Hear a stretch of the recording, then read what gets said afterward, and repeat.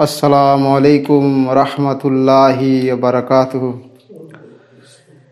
इन्नल हम्दुलिल्लाह नहमदुहु नस्तईनु नस्तगफिरु व नऊज़ु बिल्लाहि मिन शुरूरि अनफुसिना व मिन सय्यिआति अमालिना मन यहदिल्लाहु फला मुदिल्ल लहु व मन युद्लिल फला हादिया लहु व अशहदु अल्ला इलाहा इल्लल्लाह वहदहु ला शरीका लहु व अशहदु अन्ना मुहम्मदन अब्दुहु व रसूलुहु।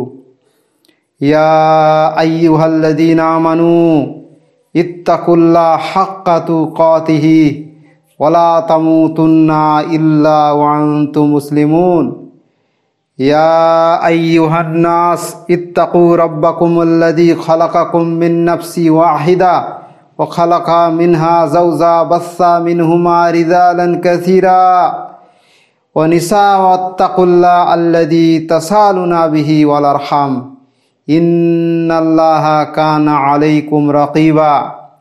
या अय्युहल्लज़ीना आमनू इत्तक़ुल्लाह क़ूलू क़ौलन सदीदा युस्लिह लकुम अमालकुम व यग़फिर लकुम ज़ुनूबकुम व मन युतिल्लाह रसूलहु फ़क़द फ़ाज़ा फ़ौज़न अज़ीमा। अम्मा बाद फ़इन्न खैरल हदीस किताबुल्लाह व खैरल हदी हदी मुहम्मदिन सल्लल्लाहु अलैहि वसल्लम व शर्रुल उमूर मुहद्दसतुहा व कुल्लु मुहद्दसतिन बिदअ व कुल्लु बिदअतिन दलाला व कुल्लु दलालतिन फिन्नार। आऊज़ु बिल्लाहि मिनश शैतानिर रजीम। बिस्मिल्लाहिर रहमानिर रहीम। सुम्मा जअलनाका अला शरीअतिम मिनल अम्रि फत्तबिहा वला तत्तबि अहवाअल्लज़ीना ला याअलामून। সকল প্রশংসা সেই মহান আল্লাহর, যিনি একমাত্র প্রতিপালক, আমাদের পালনকর্তা, লালনকর্তা। দরুদ ও সালাম বর্ষিত হোক প্রিয় নবী, শেষ নবী মুহাম্মদ সাল্লাল্লাহু আলাইহি ওয়াসাল্লামের উপর, যিনি মানব জাতিকে সব কিছু বিষয়ে সুস্পষ্ট করে গেছেন এবং তার দ্বারা আল্লাহ সুবহানাহু ওয়া তাআলা মানুষকে একটি সুস্পষ্ট পথ দেখিয়েছেন এবং চূড়ান্ত পথ, যেটা কিয়ামত পর্যন্ত জারি থাকবে। যে মেনে চলবে, অনুসরণ করবে, সেই সফল কাম, আর যে এর থেকে বিরত থাকবে, মুখ ফিরে নেবে, সে হচ্ছে সবচেয়ে বড় হতভাগা এবং চিরদিনের জন্য সে ব্যর্থ হবে, লাঞ্ছিত, অপদস্থ হবে। আমাদের খুতবার বিষয়বস্তু হচ্ছে শরীয়তের আইন বনাম হচ্ছে মানব রচিত আইন বা সাধারণ আইন। মনে রাখতে হবে, ইসলাম এটা শুধু নামাজ পড়া আর তসবিহ টিপার নাম নয়, যে নামাজ পড়বো, দাড়ি ফাড়ি রেখে ফেললাম, হজ উমরা করে ফেললাম আর বসে বসে খালি সুবহানাল্লাহ আলহামদুলিল্লাহ তাসবিহতে তসবিহতে জপব, এরকম নয়। ইসলাম হলো একটা পরিপূর্ণ জীবন ব্যবস্থা। প্রত্যেকটা বিষয় এতে কভার করা হয়েছে, সব কিছুকে এখানে রাখা হয়েছে। তাই শরীয়ত আইন ও সাধারণ মানুষের তৈরি করা আইন দুটি ভিন্ন ভিন্ন আইন পদ্ধতি, যার মধ্যে নীতিগত এবং পদ্ধতিগত মৌলিক পার্থক্য রয়েছে। একটি হলো আল্লাহ প্রদত্ত আইন, অপরটি মানব রচিত ও আদালতে বিচারিক সিদ্ধান্ত ও পূর্ব উদাহরণের উপর ভিত্তিহীন আইনি ব্যবস্থা। একজন মুসলিমের জন্য শরিয়ার নির্ধারিত আইনসমূহ পরিপূর্ণভাবে অনুসরণ করা হচ্ছে অপরিহার্য।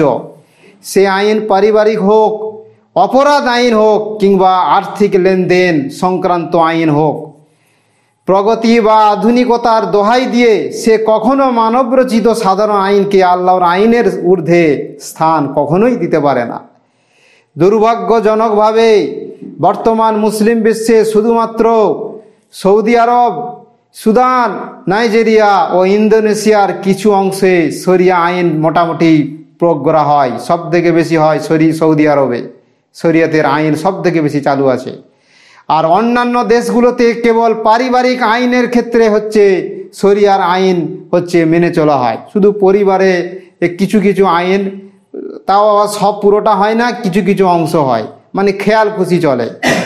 অথচ শরীয়তের আইন কোরআন ও হাদিস ভিত্তিক একটি পূর্ণাঙ্গ চিরন্তন আইনি ব্যবস্থা, যা ন্যায় বিচার, ন্যায্যতা, মানব কল্যাণমূলক নীতিমালার উপর প্রতিষ্ঠিত। আল্লাহ সুবহানাহু ওয়া তাআলা বলেছেন সূরা জাসিয়া সূরা নম্বর 45 আয়াত নম্বর 18-তে, সুম্মা জাআলনাকা আলা শারিয়াতাম মিনাল আমরি ফাত্তাবিহা ওয়ালা তাত্তাবি আহওয়া আল্লাযীনা লা ইয়ালামুন। এরপর আমি তোমাকে মানে নবী মুহাম্মদ সাল্লাল্লাহু আলাইহি ওয়াসাল্লামকে বলা হয়েছে, নবী মুহাম্মদ সাল্লাল্লাহু আলাইহি ওয়াসাল্লামকে বলা হয়েছে মানে সকল উম্মতকে বলা হয়েছে, যারা তার প্রত্যেকটা কথা অনুসরণ করবে, যারা তার প্রতি ঈমান আনবে। এরপর আমি হে মুহাম্মদ সাল্লাল্লাহু আলাইহি ওয়াসাল্লাম তোমাকে প্রতিষ্ঠিত করেছি দিনের বিশেষ বিধানের উপর।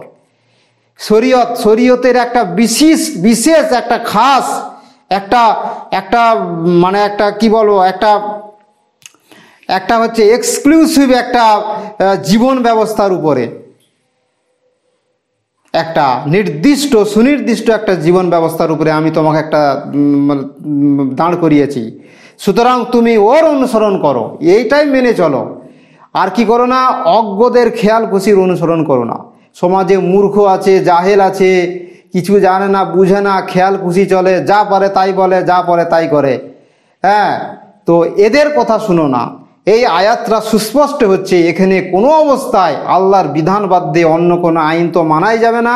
তার সাথে সাথে আল্লাহর যেসব বলেছে এর বাইরে কোনো কিছু মন গড়া, কোনো কিছু তৈরি করা, জীবন পথ বা যে কোনো জিনিস কিছু করা যাবে না। এমনকি শিরক বিদআতও করা যাবে না, যে ধর্মের নামে নতুন নতুন কিছু জিনিস চালু করে দেবো আর আমি শুরু করব সওয়াবের নামে। অনেক নেকি আছে, হাজার হাজার নেকি আছে, এইটা করলে হচ্ছে এক খতমের নেকি, সেটা করলে হচ্ছে কুরবানির নেকি, হজ উমরার নেকি। এইসব ভুয়া কথা চলবে না। আল্লাহ এবং তার রসুলের যে পথ, এটা সুস্পষ্ট একটা পথ। তারপর হচ্ছে সাধারণ আইন, মানে অস্থিতিশীল মানবরচিত সাধারণ আইন কোনো বিচারেই শরিয়া আইনের সমকক্ষ হতে পারে না। অথচ শরিয়ার আইন নয়, বরং অমুসলিম দেশগুলোর মতো সাধারণ আইনত হচ্ছে অনুসৃত হচ্ছে স্বয়ং মুসলিম দেশগুলোতেও। যেমন কাফের দেশগুলোতে যেমন তাদের মন গড়া আইন চলছে, সে যায় নাম দিক, সে গণতন্ত্র হোক, রাজতন্ত্র হোক, যে কোনো যত তন্ত্র মন্ত্র লন্ত্র হোক না কেন, যদি আল্লাহর আইন বাদ দিয়ে অন্য কিছু আইন হয় সেটা বাতিল। যদি আল্লাহ সুবহানাহু ওয়া তাআলা বলেছেন যে যদি এটাকে যদি মানে কোনো মুসলিম যদি মনে করে না ওই ইসলামের আইন দিয়ে চলবে না, ওটা মানে ওটা পুরানো হয়ে গেছে, এখন নতুন আনতে হবে, তাহলে কেউ যদি এরকম চিন্তা ধারণা করে তাহলে সে কাফির হয়ে গেছে, সে ইসলাম থেকে বেরিয়ে গেছে। বেশিরভাগ ওলামারা বলেছেন সে কাফির হয়ে গেছে। আর যদি কোনো মুসলিম মনে করে যে না আল্লাহর আইনটা ঠিক আছে, ভালো, এটা সব থেকে ভালো, কিন্তু আমরা পাচ্ছি না, মানুষ আমাদেরকে সমর্থন করবে না, বা মানলে হচ্ছে আমাদের এই সমস্যা হবে, এদের অবস্থা আল্লাহর কাছে। আল্লাহ ইচ্ছা করলে মাফ করতে পারে, না ইচ্ছা করলে শাস্তি। এরা এক কথায় ফাসেক, যদি কাফের নয়, মানে ইসলাম থেকে বেরোবে না, কিন্তু তারপরেও বিশাল বড় কবিরা গুনাহগারী, বিশাল বড় কবিরা গুনাহ। তাই শরিয়ার আইনের অর্থ হচ্ছে, শরিয়ার আইন হলো ইসলামী শরিয়াত, যার আরবি রূপ হলো আশ-শরিয়াতুল ইসলামিয়া। আর শরিয়াত শব্দটি হচ্ছে শরঈ মূল ধাতু থেকে উৎপন্ন হয়েছে। শব্দটি এক বচন এবং বহু বচন হচ্ছে আশ-শরিয়া ব্যবহৃত হয়। এবং হচ্ছে শরীয়ত হলো আইন কানুনের উৎসস্থল, বা যেখান থেকে মানুষের জন্য বিধিবিধান হচ্ছে উৎসারিত হয়ে থাকে। এবং এই পবিত্র কোরআনে এই শরীয়ত এই শব্দটি হচ্ছে ব্যবহৃত হয়েছে 5টা জায়গাতে রয়েছে। যেমন এক জায়গায় বলা হয়েছে যে সারা লাকুম মিনাদ্দিনি মা ওয়াসাবিহি নুহান ওয়াল্লাযীনা আওহাইনা ইলাইকা ওমা সাইনা বিহি ইব্রাহিমা ওয়া মূসা ওয়া ঈসা আন আকিমুদ্দিনা ওয়ালা তাতাফাররাকু ফিহ। অর্থাৎ হে তোমাদের জন্য হচ্ছে বিধিবদ্ধ করা হয়েছে, এই শরীয়তটা দিনটা হচ্ছে কি তোমাদের জন্য বিধিবদ্ধ করা হয়েছে। সূরাতে 13 নম্বর আয়াতে রয়েছে।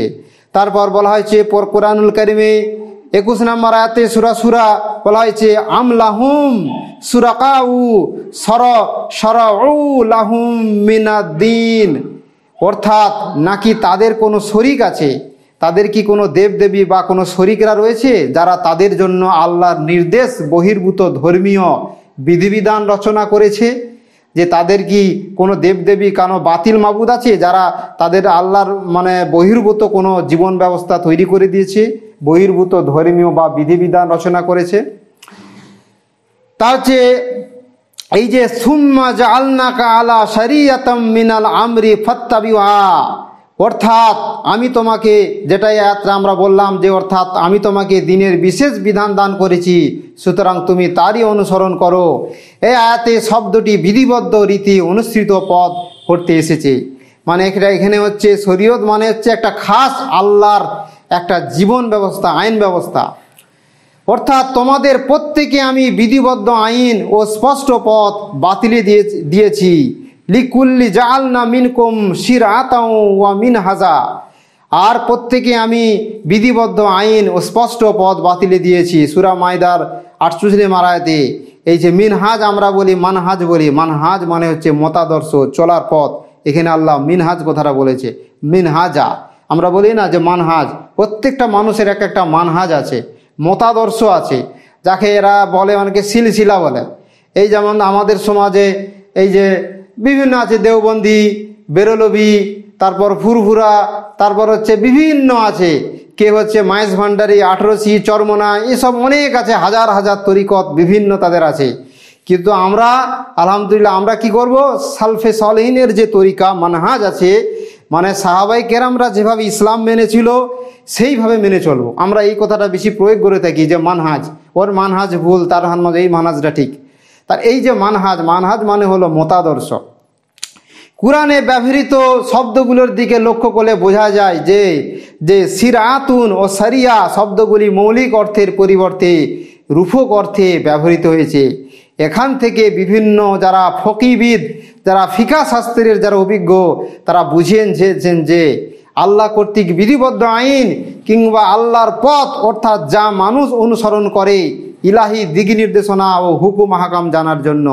কেউ কেউ বলেন যে ইসলামী বিধিবিধানকে নামকরণ শরিয়া নামকরণ করার কারণ হলো তা মানুষের আত্মিক অপবিত্রতাকে পরিচ্ছন্ন করে দেয়, যেমনভাবে পানির উৎস ব্যবহারকারীর শারীরিক অপবিত্রতাকে পরিচ্ছন্ন করে দেয়।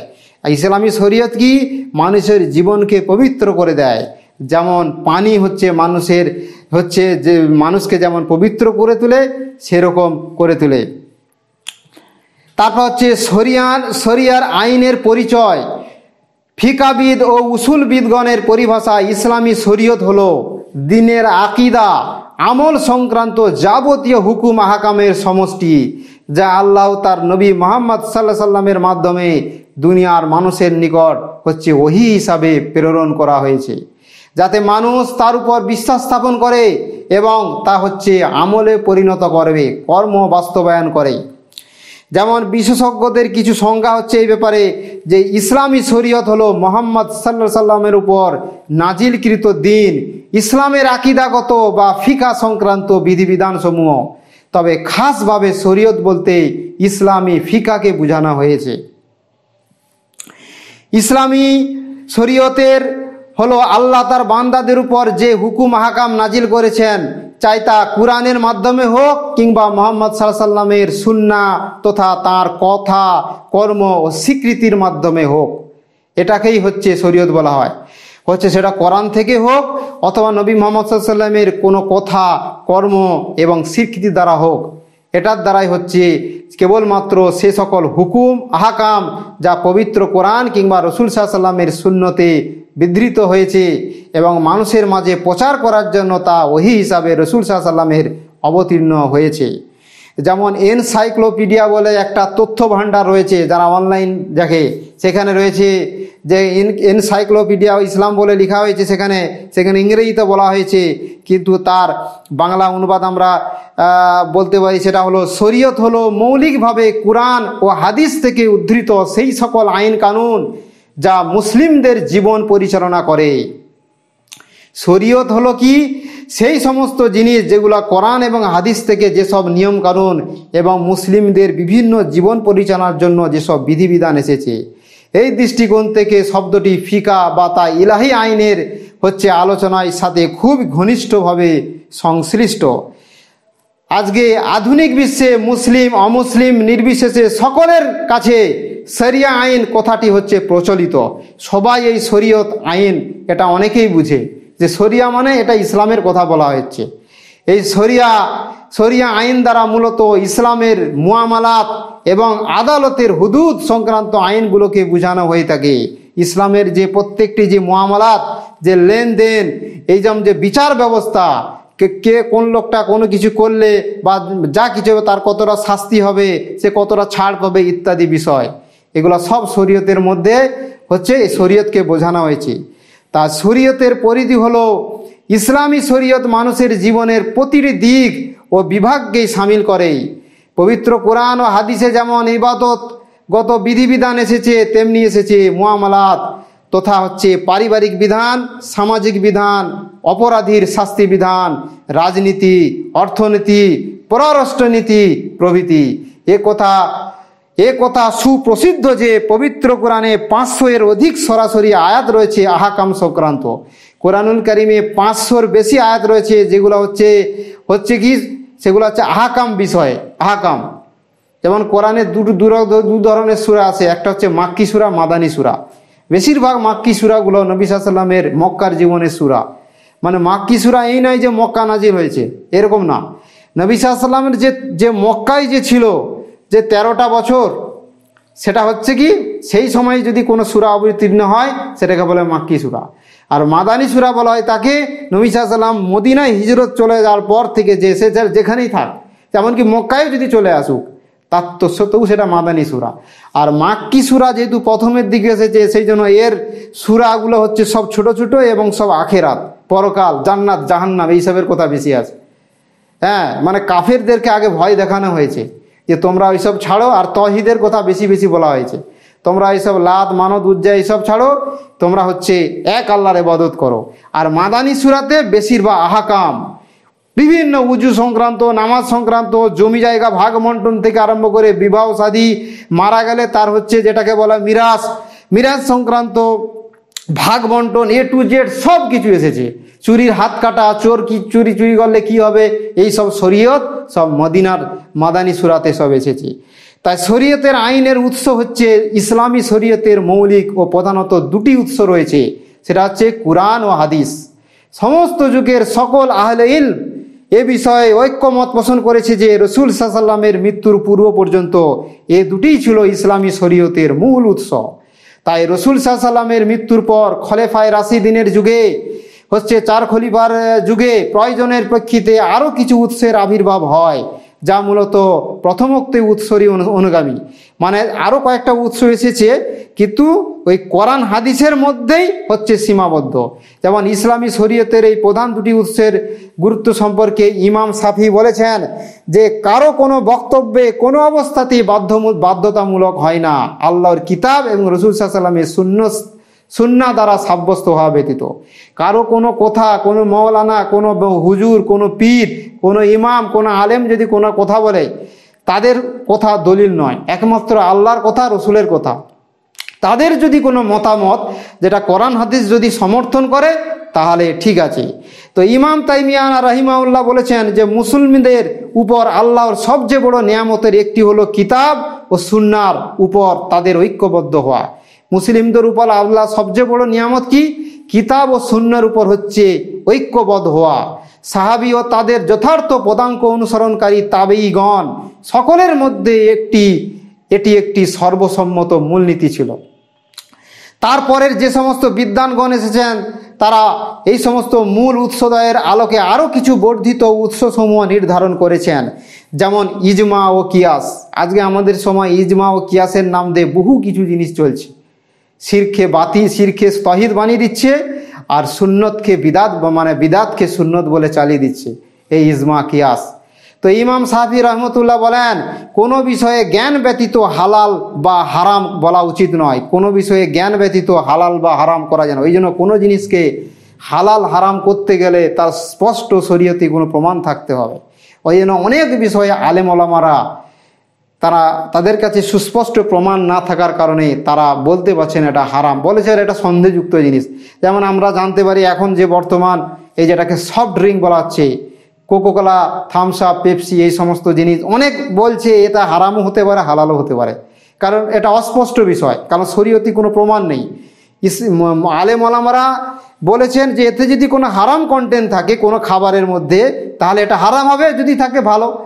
তাই জ্ঞানের কয়েকটি স্তর রয়েছে, যেমন কিতাব ও সহিহ সুন্নাহ, ইজমা বা ঐক্যমত, যে বিষয়ে কুরআন ও সুন্নাহ থেকে কিছু বর্ণিত হয়নি, কোনো সাহাবীর বক্তব্য যে সম্পর্কে অন্য সাহাবীর বিপরীত বক্তব্য আসেনি, সাহাবীদের মৈত্য দ্বৈততা, কিয়াস, যা উপরোক্ত যে কোনো স্তরের ভিত্তিতে প্রযোজ্য। তবে কিতাব ও সুন্নাহে কোনো হুকুম বর্ণিত হলে অন্য কোনো স্তরে যাওয়ার কোনো সুযোগ নেই। কিতাব ও সুন্নতে যদি কোনো কথা যদি স্পষ্ট হয়ে যায় তাহলে অন্য কোনো ডানে বামে কোনো দিকে যাওয়া যাবে না, কেননা জ্ঞান অর্জিত হয় হচ্ছে ঊর্ধ্বতন স্তর থেকে, জ্ঞান অর্জিত হয় একমাত্র উপরের স্তর থেকে। তাই ইবনে তাইমিয়া রাহিমাহুল্লাহ বলছেন, যদি বলি যে কিতাব ও সুন্নাহ ইজমা একত্রিতভাবে তিনটিরই অর্থ একই, কেননা কুরআনে যা রয়েছে তার প্রতি রাসূল সাল্লাল্লাহু আলাইহি ওয়াসাল্লাম যেমন একমত, তেমনি সমস্ত মুসলিম উম্মাও। মুমিনদের মধ্যে এমন কেউ নেই যে কুরআনের অনুসরণকে অপরিহার্য মনে করে না, আবার যা কিছু রাসূল সাল্লাল্লাহু আলাইহি ওয়াসাল্লাম প্রচলন করেছেন সে বিষয়ে তার অনুসরণের জন্য কুরআন নির্দেশ দিয়েছে এবং সকল মুমিনও এর উপর ঐক্যমত পোষণ করেছে। অনুরূপভাবে প্রত্যেক যে বিষয়ের উপর মুসলিম উম্মাহ ইজমা বা ঐক্যমত পোষণ করেছে তাও প্রকৃত অর্থে কুরআন ও সুন্নাহের যথাযথ হচ্ছে অনুগামী। এই যে ইজমা বলা হয় একমত, মানে সমস্ত মুসলিম আলেমরা একমত। এই যে আজকে বলা হচ্ছে যে মাযহাব ফরজ, 4টা মাযহাব ফরজ, মাযহাব অনেক ছিল কিন্তু সেসব বাদ হয়ে গিয়ে 4টা মাযহাব দাঁড়িয়েছে, তো বলছে ইজমা হয়ে গেছে। তো কোথায় ইজমা হয়েছে? ইজমা মানে তাহলে এক সমস্ত আলেম তারা একত্রিত বলেছে না, হানাফি, সাফি, মালিকি, হাম্বলি ঠিক আছে, এই 4টা মাযহাব তোমরা 4 ভাগে ভাগ হয়ে যাও, এটা একদম একমত। এর কোনো প্রমাণ নেই, অথচ মানুষ আজকে মন গড়া তাদের মাযহাবকে দাঁড়িয়ে রাখার জন্য, তাদের মাযহাবকে কায়েমে রাখার জন্য এই সমস্ত মন গড়া কথা বলে চালিয়ে যাচ্ছে। আল্লাহ সুবহানাহু ওয়া তাআলা যেন আমাদের প্রত্যেককে আল্লাহর যে শরীয়ত, ইসলামের যে শরীয়ত বিধানকে সঠিকভাবে জানার, বোঝার এবং মানার তৌফিক দান করেন। আলহামদুলিল্লাহি রাব্বিল আলামিন ওয়াসসালাতু ওয়াসসালামু আলা রাসূলিল কারীম ওয়া আলা আলিহি ওয়া সাহবিহি আজমাইন, আম্মা বাদ। আল্লাহুম্মা সাল্লি আলা মুহাম্মাদিন কামা সাল্লাইতা আলা ইব্রাহিম ওয়া আলা আলি ইব্রাহিম ইন্নাকা হামিদুম মাজিদ। আল্লাহুম্মা বারিক আলা মুহাম্মাদিন কামা বারাকতা আলা ইব্রাহিম ওয়া আলা আলি ইব্রাহিম ইন্নাকা হামিদুম মাজিদ। আল্লাহ প্রদত্ত যে শরীয়তের যে বিধান আর মানুষের বিধান, আকাশ জমিন পার্থক্য, অনেক পার্থক্য রয়েছে। ওই জন্য আজকে আমাদের সমাজে কেন এত অশান্তি, কেন সমস্যা এত, তার মূল কারণ হচ্ছে আল্লাহর যে শরীয়ত, যে ইসলামী যে শাসন ব্যবস্থা, যে ইসলামের যে হুকুমত, এইটা আজকে না থাকার কারণে মানুষ তার মন গড়া নিয়ম নীতিতে চালাচ্ছে। আজকে যেখানে সেখানে গরিব তার হক পাচ্ছে না, ধনী তার বিপরীত হক পাচ্ছে, এবং যারা অসহায় মানুষ তারা নিপীড়িত হচ্ছে, জর্জরিত হচ্ছে। তাই ইসলামী শরীয়ত ও প্রচলিত সাধারণ আইন দর্শন কর্মগতভাবে পুরোপুরি পৃথক। সাধারণ আইন হলো মানুষের নিজস্ব সৃষ্টি, যাতে মানবীয় দুর্বলতা ও অক্ষমতা জড়িত থাকে। মানুষ তৈরি করেছে, তাই ওতে দুর্বলতা রয়েছে, অনেক ভুল রয়েছে। মানুষ একটা আইন তৈরি করছে, বিল পাস করছে, হয় না পার্লামেন্টে, যে আইনটা তৈরি করছে তিনি বলছে না এটা ঠিক হচ্ছে না, এটা ভুল হচ্ছে, আবার একটা পাস করে দিচ্ছে। কিন্তু আল্লাহর আইন এটা শাশ্বত, চিরন্তন। কারণ মানুষ সে নিজে, কোনো মানুষের কোনো অধিকার নেই সেই যে নিজেই জীবন ব্যবস্থা তৈরি করবে, যে নিজেই চলার পথ তৈরি করবে, এটা কোনো মানুষের অধিকার নেই, সে পারবেও না। কারণ তার নিজের যদি পেট ব্যথা হয়, তার যদি ডায়রিয়া হয়, পাতলা পায়খানা হয়, সে নিজে শুয়ে পড়ে থাকে 5 দিন ধরে বিছানে, সে কি তৈরি করবে? কিছুই জানে না। তার পিছনে কি আছে, পিঠ পিছনে কি আছে সে জানে না, তার সামনে কি আছে জানে না, সে কিছুটা যাওয়ার পর সে ধোঁয়া দেখছে, কিছুই না। তো আল্লাহ সুবহানাহু ওয়া তাআলা যিনি সমস্ত কিছু জানেন, যিনি অতীত জানেন, যিনি বর্তমান জানেন, যিনি ভবিষ্যৎ জানেন, কোনটা ক্ষতি কোনটা ভালো সব কিছু জানে। ওই জন্য হচ্ছে আল্লাহর বিধানে হচ্ছে একমাত্র শান্তি রয়েছে। কেননা এখানে হচ্ছে আইন প্রণেতার পূর্ণাঙ্গ নেই, অতীতের খবর জানতে পারলেও তাদের কোনো ভবিষ্যৎ জ্ঞান নেই। অপরপক্ষে শরীয়ত হলো আল্লাহ প্রদত্ত বিধান। আল্লাহ পূর্ণাঙ্গ এবং তিনি মানুষের ভূত ভবিষ্যৎ কল্যাণ অকল্যাণ সম্পর্কে পূর্ণ অবগত। এজন্য তার প্রদত্ত বিধান চিরস্থায়ী, যা কোনো পরিবর্তন ও পরিবর্তনে অপেক্ষা রাখে না। আর সাধারণ আইন সাময়িক কালের জন্য হচ্ছে প্রযোজ্য, যা নির্দিষ্ট একটি যুগ বা একটি সমাজের জন্য উপযোগী। অপরপক্ষে যেমন হচ্ছে ব্রিটিশরা যখন ছিল আমাদের দেশে ভারতে, তখন তাদের আইন ছিল আলাদা, এখন আইন আলাদা। আইন পাল্টাতেই আছে। সেই ব্রিটিশ আইন যদি এখন আনা যায়, মানুষ মানবে নাকি? কখনোই মানবে না। কিন্তু আল্লাহর আইন কবে থেকে এসেছে? যেদিন থেকে মোহাম্মদ সাল্লাল্লাহু আলাইহি সাল্লাম এসেছে, যে ইসলামের যে শরীয়ত, যদিও ইসলাম প্রথম থেকেই আছে, কারণ অনেক মানুষের মধ্যে একটা ভুল ধারণা আছে, বেশিরভাগ অমুসলিম কাফিরদের তো আছে, তারা ভাবে যে ইসলামটা এই যে হযরত মুহাম্মদ সাল্লাল্লাহু আলাইহি সাল্লাম উনি তৈরি করছে, উনিই তো নিয়ে এসছে। আল্লাহ আকবার। অথচ ইসলাম এসছে কবে থেকে? যেদিন মানুষ পৃথিবীতে এসছে, আদম আলাইহিস সালাম থেকে। তবে প্রত্যেকটা নবীদের জামানায় শরীয়তকে বিভিন্নভাবে আল্লাহ মূল যে থিওরি, মূল যে হচ্ছে মূলনীতি, শরীয়তের যে মূল ওসল, আল্লাহ সুবহানাহু ওয়া তাআলার যে জীবন ব্যবস্থা, সেটা মূল ছিল, সেটা হলো তাওহীদ, আল্লাহর একত্ববাদ। এটা সমস্ত নবী রাসূলের যা এক ছিল, যে লা ইলাহা ইল্লাল্লাহ, আল্লাহ ছাড়া সত্য কোনো মাবুদ নেই। কিন্তু বিধিবিধান পাল্টেছে। সালাত ছিল, জাকাত ছিল, সবই ছিল, কিন্তু বিধিবিধান পাল্টেছে বিভিন্ন। তার হচ্ছে জাকাতের পার্সেন্টেজ ছিল আলাদা, তার নামাজের হুকুম, তার তরিকা ছিল আলাদা, এইগুলো হচ্ছে, কিন্তু সবই হচ্ছে একই ছিল। তারপর হচ্ছে যে সাধারণ আইন কেবল ব্যক্তি সমষ্টির পারস্পরিক সম্পর্ক নির্ধারণ করে এবং সর্বোচ্চ তা রাজনৈতিক বিষয়সমূহের মধ্যেই সীমাবদ্ধ। কিন্তু অতঃপর বিংশ শতাব্দীর সংবিধানগুলোতেও সামাজিক ও অর্থনৈতিক বিষয়াদির কিছুটা সন্নিবেশিত হয়েছে, কিন্তু সেই তুলনায় আল্লাহ প্রদত্ত ইসলামী শরীয়তের প্রাতিষ্ঠানিকতা, সুউচ্চ লক্ষ্যমুখিতা বহুগুণ ঊর্ধ্বে। আল্লাহর আইন সমস্ত মানুষকে সামিল করে। কোরআনে এমন এমন কথা বলা আছে যেটা ভবিষ্যতে পর্যন্ত ফিট হবে, যে কোনো সময় যে কোনো যুগে ফিট হয়ে যাচ্ছে। যেমন আল্লাহ কোরআনে বলছে, আমি এমন এমন জিনিস সৃষ্টি করব যেটা হচ্ছে তোমরা জানো না, এমন এমন যেটা আজও ফিট হচ্ছে। এই কথাটা যেটা মানুষ জানে না, তখন করা যদি বলতো আমি তোমাদের বহু বছর পর বিমান সৃষ্টি করব, আমি জাহাজ সৃষ্টি করবো, এরা বলতে বলে এইসব মিথ্যা কথা বলতো। কিন্তু এমন একটা আল্লাহ কথা বলে দিয়েছে যেটা প্রত্যেকটা যুগে যুগে ফিট হচ্ছে। তাই সর্বশেষ আমরা বলবো, শরিয়া আইন ও প্রচলিত সাধারণত আইন শাস্ত্র কেবল ভিন্নতায় নির্দেশ করে না, বরং উভয়ের মধ্যে রয়েছে বিশ্বাস ও নীতিগত বিস্তর পার্থক্য, রয়েছে লক্ষ্য ও উদ্দেশ্যগত আসমান জমিন তফাৎ। একটি স্বয়ং মহান সৃষ্টিকর্তার আল্লাহ রব্বুল আলমিনের নির্দেশিত, অপরটি হচ্ছে মানবিক অসহায় মানুষের হচ্ছে তৈরি করা হচ্ছে মানবিক অভিজ্ঞতার আলোকে রচিত। একটি অপরিবর্তনীয় অকাট্য, অপরটি হচ্ছে পরিবর্তনশীল এবং দুর্বল ভিত্তির কারণে নিঃশর্তভাবে গ্রহণযোগ্য নয়। তাই এই শরিয়া আইনকে মৌলিক মানদণ্ড হিসাবে সামনে রাখতে হবে, যেন তা অন্যান্য আইনের সাথে এক সমতলে ব্যবহৃত না হয়, এবং আল্লাহর আইনেই হচ্ছে সার্বভৌমত্ব অক্ষুণ্ণ থাকে। আল্লাহ সুবহানাহু ওয়া তাআলা যেন আমাদের প্রত্যেকে ইসলামী শরীয়তকে সঠিকভাবে জানা বুঝার মানত তৌফিক দান করেন। আজ সারা বিশ্বে যে এতগুলো মুসলিম দেশ রয়েছে, কোথাও সেরকম কোনো মুসলিমের কোনো অভাব নেই, সবাই মুসলিম। তাদের পাসপোর্টে, তাদের ভিসায়, তাদের আধার কার্ডে, বিভিন্ন সরকারি যেসব পরিচয়পত্র রয়েছে, সবেই তারা মুসলিম। কিন্তু তাদের জীবনে ইসলামী শরীয়তের কোনো প্রয়োগ নেই, না আছে পরিবারে, না আছে সমাজে, না আছে রাষ্ট্রে, কোথাও কিছু নেই। শুধু গুটিকতে কয়েকটা দেশ হাতে গোনা, তারা ছাড়া কেউ মানে না।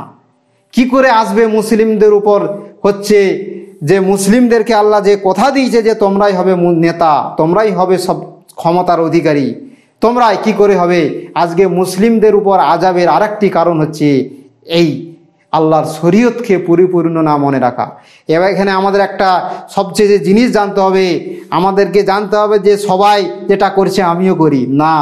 মনে রাখতে হবে যে নিয়ত হচ্ছে সবচেয়ে বড় জিনিস। এই যে যারা গণতন্ত্র করছে, যে ইসলাম তো হবে না, গণতন্ত্র করি, আল্লাহ তোমার অন্তরের খবর জানে। তুমি বেটা গণতন্ত্র করতেছ ভালোবেসে, অন্তর দিয়ে ভোট দিচ্ছ ভালোবেসে, আর একজন ভোট দিচ্ছে গণতন্ত্র করতেছে চাপে পড়ে, ঘৃণা ভরে। দুটো এক হলো? কোনো মতে এক নয়, কারণ আল্লাহ নিয়তের উপর ফয়সালা করবে। যে ব্যক্তি অন্য কোনো বিধান মানছে কিন্তু ঘৃণার চোখে, এই ইনশাল্লাহ বেঁচে যাবে, কিন্তু সে ভালোবেসে মহব্বতের সাথে সব কিছু করে সে হচ্ছে অন্যর আইনকে মানতেছে, এরা অবশ্যই আল্লাহর কাছে আসামি হিসাবে অবশ্যই ধরা খেয়ে যাবে, এতে কোনো সন্দেহ নেই। আল্লাহ সুবহানাহু ওয়া তাআলা যেন আমাদের প্রত্যেক মুসলিম জাতিকে, সারা বিশ্বের মুসলিমদেরকে ইসলামী শরীয়তকে সঠিকভাবে বোঝার, মানার এবং তাদের রাষ্ট্রে এবং প্রত্যেকটি ক্ষেত্রে প্রয়োগ করার তৌফিক দান করেন। আজকে যারা ইমানে আমরা দুর্বল রয়েছি, আল্লাহ সুবহানাহু ওয়া তাআলা যেন ইমানে জজবা দান করেন এবং আমরা যাতে সঠিক ইলম চর্চা করে আরও ইমান এবং নেক আমলে অগ্রগামী হতে পারি, আল্লাহ সুবহানাহু ওয়া তাআলা তৌফিক দান করেন। আল্লাহ সুবহানাহু ওয়া তাআলা যেন আমাদের প্রত্যেকের ভুল ত্রুটি ক্ষমা করে দেন এবং আমাদের প্রত্যেক মুসলিম জাতিকে 5 ওয়াক্ত সালাত কায়েম করার তৌফিক দান করেন। এবং যে সমস্ত মুসলিমরা যারা দুনিয়া ছেড়ে চলে গেছে, কবরের বুকেতে চলে গেছে, আল্লাহ সুবহানাহু ওয়া তাআলা যেন তাদের প্রত্যেকের গুনাহ খাতা ক্ষমা করে দেন, তাদের কবরের শাস্তিকে মাফ করে দেন। এবং আমরা যারা জীবিত অবস্থায় আছি যতদিন, আল্লাহ সুবহানাহু ওয়া তাআলা আমাদের জন্য প্রত্যেককে মৃত্যু পর্যন্ত জানাও এই তহিদ সুন্নতের উপর আমরা যদি পরিপূর্ণভাবে কায়েম থাকতে পারি, সুদৃঢ় থাকতে পারি, আল্লাহ সুবহানাহু ওয়া তাআলা আমাদের সেই তৌফিক দান করেন। সুবহান রাব্বিকা রাব্বিল ইজ্জাতি আম্মা ইয়াসিফুন ওয়া সালামুল আলাল মুরসালিন ওয়ালহামদুলিল্লাহি রাব্বিল আলামিন।